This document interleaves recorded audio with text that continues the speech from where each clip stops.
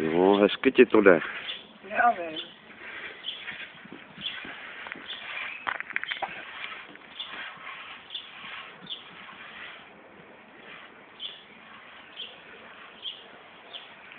Víš, co jsem taky udělal? Vzal jsem šroubovat a jak tady teče ta smůla, tak jsem jí seškrábal.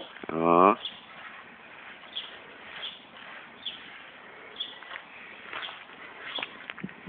No.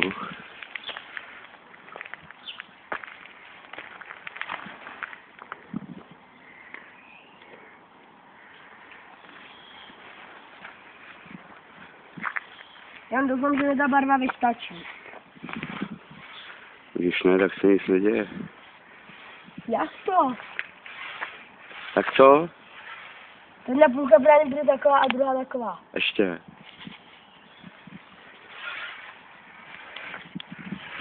Hele. Ještě. Ještě mám točit. V čem to vypnu? Tím jsem se zapnul.